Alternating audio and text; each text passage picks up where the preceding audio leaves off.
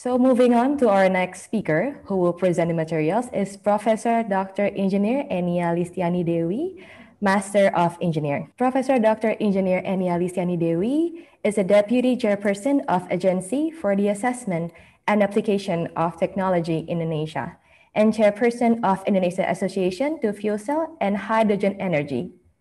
She completed her doctorate degree in engineering in Advanced Research Institute for Science and Engineering Faculty, Department and Applied Chemistry, Waseda, University Tokyo, Japan in 2003.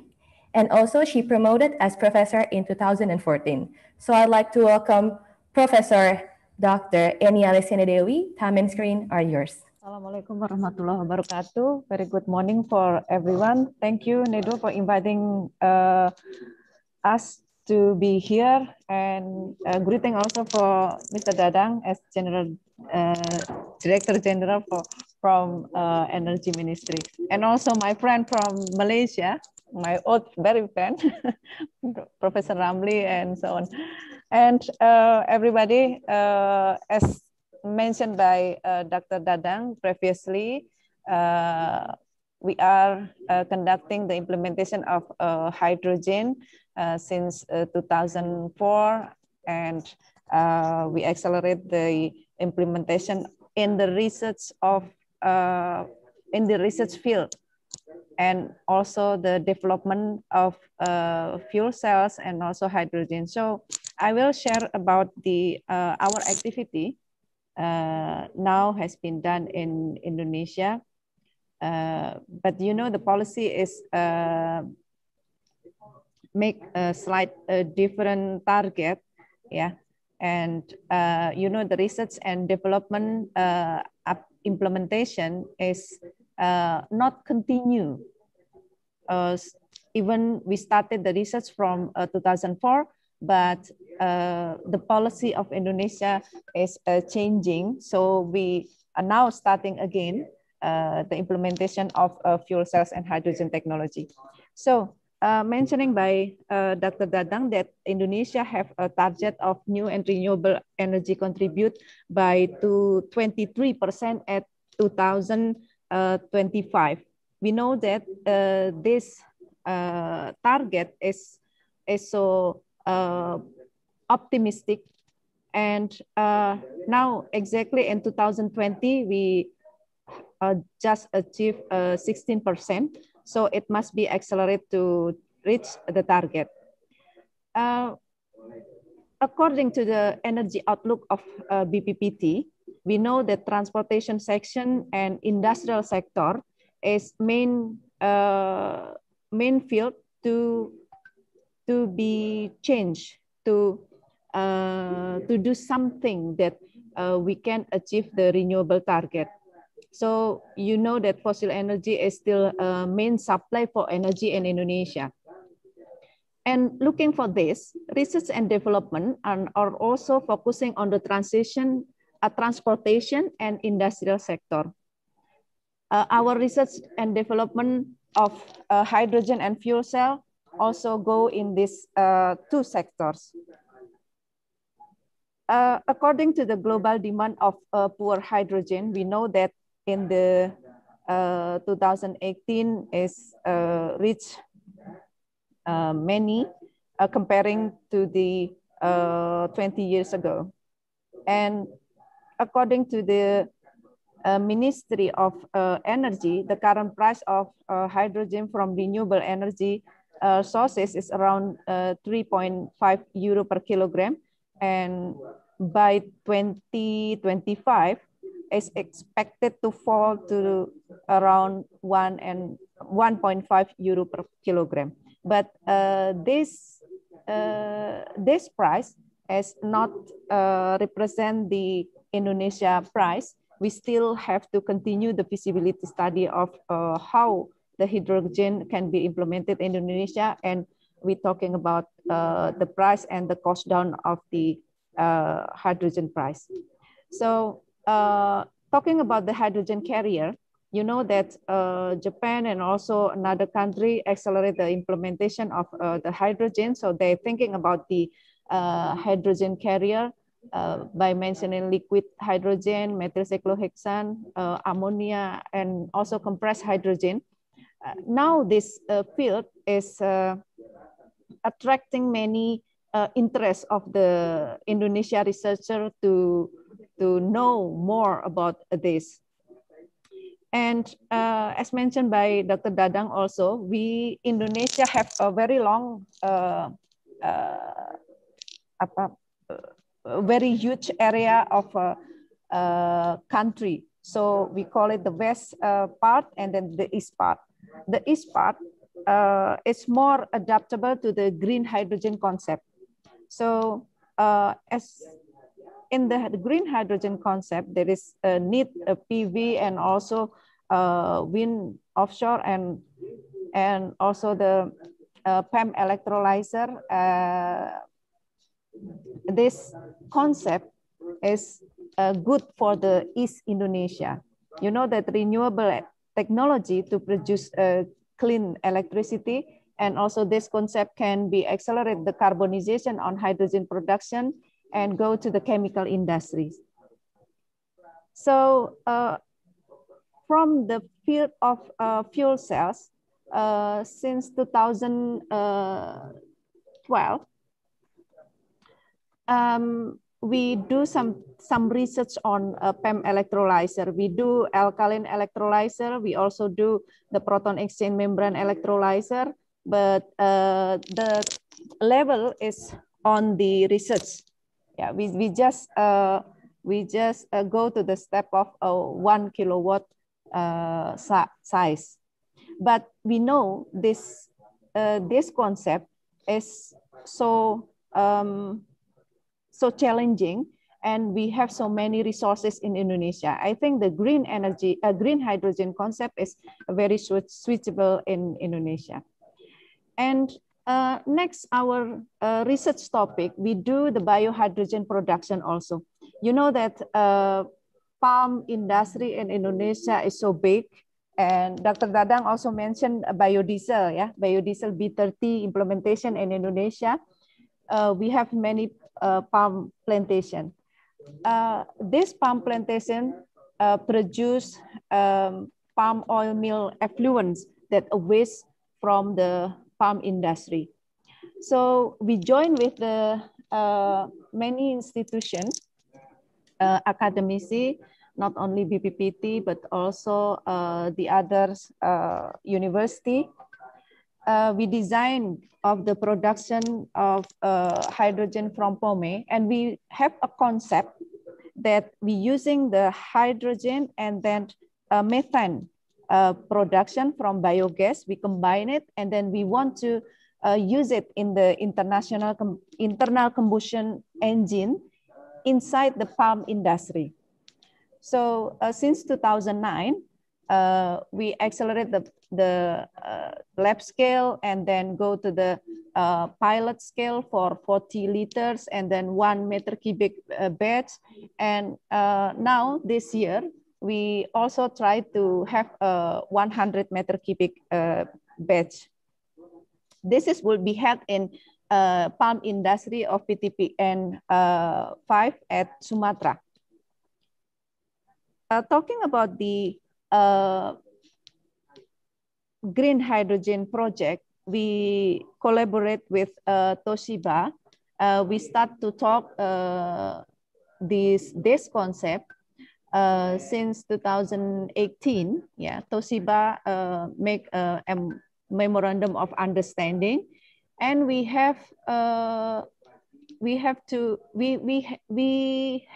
initiation project and to implement it at Baron beach site located at Jakarta. And in the right side of this slide, we're looking at the PV and also the implementation of H21 from Toshiba. But this is still the design. So we want to accelerate this because in last year, the pandemic is converting this project and not has been realized. And I want to share about the Baron Technopark that's located at Yogyakarta. This is very nice place. And this location only dedicated for renewable energy. We have just 1 hour from Yogyakarta. You can, many Japanese tourists also fly to Yogyakarta. We have wind turbine, we have a solar cell, we have also implemented of fuel cells, and we have also battery. We do the hybrid power of conditioner and inside that location. We combine this education plan of renewable energy to a tourism. So we know that we maybe go to the next slide. We have methanol PEM fuel cell also at that location, and we use it as a backup power. So now this location is very active. The activity of this location, we have many students come to this as educational tours. And then we have also a camping ground. This is a very interesting place. And we can see the wind turbine. We can see also the amphitheater of that.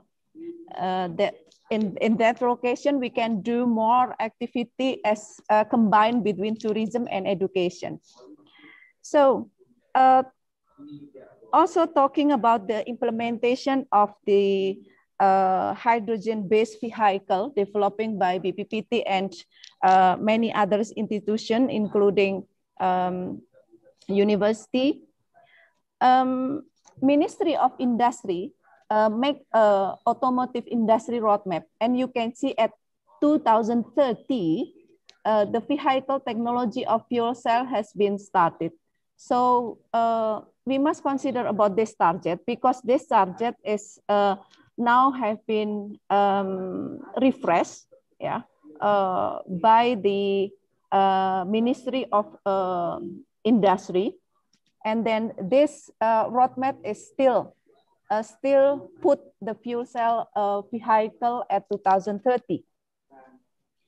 So sharing about the BPPT activity for fuel cells development, we're doing the stacking, we're doing making fuel cells, and also you know that we're accelerating the how we can go for implementation of these fuel cells, including the biohydrogen. Next. We have also many collaboration with the industry and academici, and many students have been joined to this project. Now we continue to make the implementation of the hydrogen technology, making a new roadmap, but this roadmap is just done by BPPT design, but we need adjust to the Ministry of Industry, including adjust to the other university progress, and also the industry of Indonesia progress. So we do also some research on the solid oxide fuel cells. We have implementation of the zirconia, because these solid oxide fuel cells contained in the consortium of rare earth materials in Indonesia. We do the application of the zirconia. And last session, I will share you about the, well, this is just to share you about the transportation development of BPPT.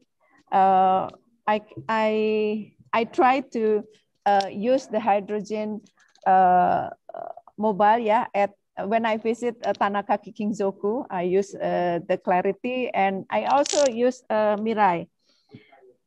And we know that this transportation would be a challenge to make an implementation of the hydrogen in transport in vehicle. Next slide. We know that Jakarta, you can see Jakarta air pollution is very high. And during the pandemic, maybe 1 year ago, yeah, 1 year ago, we know that Jakarta has a different sky. the left one is annual Jakarta sky, but during the pandemic, we know that Jakarta have a blue sky suddenly because all of the transportation is stopped. And we can see that if we change the transportation, the pollution is going down. Well, BPPT and others university make a development of the fuel cell motorcycle. This is a prototype, but we create this in 2009, but until this day, it's still running. And we make a calculation of hydrogen consumption as 1 liter per kilometer. And next one, we try to have the, you can try it at Serpong. This is our like scuba, yeah, scuba valley. This is the research facility of BPPT and LIPI and Batan and so on. We also developing the mini car of fuel cell. We use a PEM-FC, next please, PEM-FC of 1 kilowatt. This mobile vehicle also now have been used around surrounding our facility. And this fuel cell car is modified from the electric car. And we putting the 1 kilowatt of fuel cells coordinated with a battery. And then now we're developing also a combination of photovoltaic in the golf car. This prototype to show the student, to show the government relation, what we can do with the transportation that have no emission. So BPPT also focus on the electric vehicle implementation, especially for making a charging station. We have also the conversion of EV to FCV. Dr. Dadang also mentioned about the application of fuel cells on the base station. We are also have a collaboration with PT Kaskadian in Indonesia since 2017, and we make a collaboration to doing testing for the implemented fuel cells in the remote area, and then we're doing the repair of the fuel cells and so back it to the industry. So this is our last slide about our idea how to make the hydrogen city also in Indonesia. If we can make this pilot, we can show about the reducing of the emission. So if we go, you know, west side of Indonesia is Sumatra Island. We know that Sumatra Island have many gas and many palm industry. So why if we make a hydrogen highway in that tall highway of Sumatra? Well, this is just our idea, but not have been implemented yet. We must talk about this to the Ministry of Industry, also supporting by many stakeholders. So how we can achieve the 40% carbon neutrality by 2030 and net zero by 2070. So this is the target of the Indonesia. I think we must stop build the new coal power generation by 2025. And then Indonesia should push down the CO2 emission from the transportation sector and also power generation. And we want industry in Indonesia have to make a green hydrogen implementation and also carbon capture implementation in many chemical industry. And we know that Indonesia need more hydrogen in industrial application. As we know that a biodiesel B30 program has been accelerated, they need the hydrogen. And also methanol production, they also need the hydrogen. And the growth of the chemical industry is significantly increased, so they also need a hydrogen. So we want to they use the green hydrogen. So thank you for this opportunity, the time, and we welcome to the discussion, and also please join us in the WWIFHE or ID. We have a big collaboration association here. We have also industrial members, also the researcher, and also a student. We have more 100 members right now. We still welcome for others. So thank you. Thank you. Assalamualaikum warahmatullahi wabarakatuh. NEDO.